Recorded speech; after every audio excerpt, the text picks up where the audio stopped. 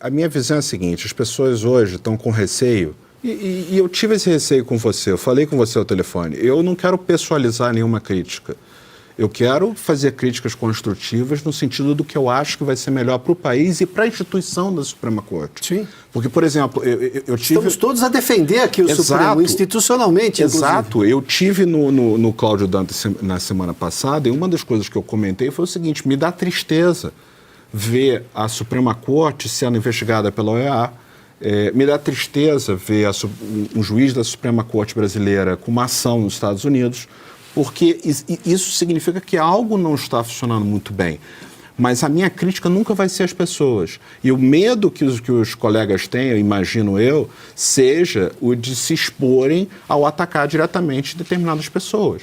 E eu acho que quem discute ideias, não discute indivíduos, não discute pessoas, não discute nada disso. A gente só tenta mostrar o seguinte, olha, a minha ideia talvez faça um pouco mais de sentido do que a ideia que está em vigor hoje em dia. Será que não faz?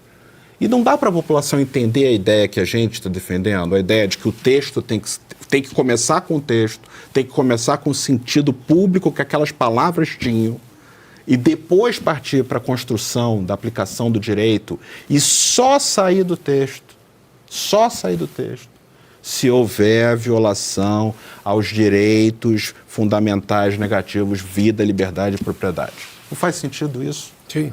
É uma coisa simples, não é algo complexo. Mas por que a academia hoje... Vamos lá, vamos pegar um exemplo prático.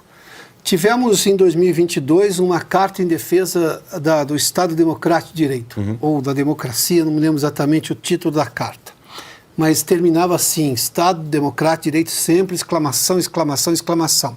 Organizado aqui na Escola de Direito do Lago de São Francisco da Universidade de São Paulo. Milhares de pessoas assinaram aquilo, muitos juristas, todos ali. Naquele momento, tecnicamente, não tínhamos nada perto do que hoje temos, sim, de abusos arbítrios contra a lei e a Constituição. Nenhuma daquelas pessoas, ou talvez muito poucas, mas não há nenhum desejo de se fazer uma nova carta. E falei, agora sim a democracia não está em risco, a democracia está sendo vilipendiada.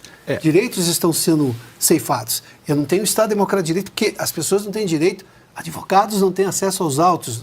Quantos foram os casos disso? São vários. Quer dizer, como que alguém pode imaginar que nós estamos numa democracia e as instituições estão funcionando? E aquelas pessoas todas, e eu não estou, inclusive, dizendo o nome de ninguém aqui, nem preciso, estão todas assinadas. Porque elas não se manifestam agora, a resposta que elas têm que dar, não eu tenho que imaginar. Mas, enfim, uma instituição como a Universidade de São Paulo, centenária do ponto de vista de escola de direito, ou qualquer outra dessas, estou falando de instituições, elas também não se manifestam, não se vê isso. Ou seja, essa é a ditadura mais consentida que eu já vi na história do país, porque as pessoas reclamam por essas instituições, porque elas não reagem. E aí estamos nesse estado de coisas hoje em que segurança jurídica é a regra. Sim, mas a gente sempre tem que analisar. Incentivos importam. Vamos aos economistas. Incentivos importam e todo o agente econômico, todo indivíduo age buscando seus próprios objetivos. Olha quanto poder os advogados têm quando eu posso sair do texto. É muito poder. Então, na verdade, é um ato de autoindulgência de impedir que você tenha todo esse poder. Eu gosto do Lord Acton. O poder tende a corromper e o poder absoluto corrompe absolutamente. E prefiro não ter esse poder todo. Prefiro que siga-se o texto da lei, siga-se o que tiver escrito na lei, analisando sobre a ótica das questões que eu coloquei aqui.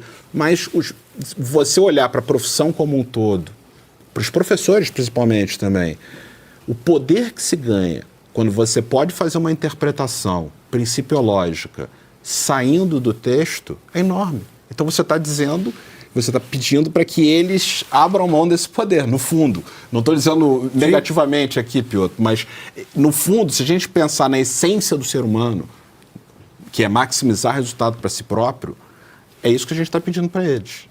Olha, vocês precisam dar um passo atrás e não ter tanto poder para interpretar o texto. Vocês precisam interpretar o texto com contenção, porque a democracia e a república exigem isso. A democracia exige isso porque nós estamos submetidos à vontade do povo. E a Constituição, repito, é a lei que governa aqueles que nos governam. Então, ali é o limite. Se a gente tem mais possibilidades em cima do que está ali desenhado nas 4 linhas, como gostam de falar, Sim.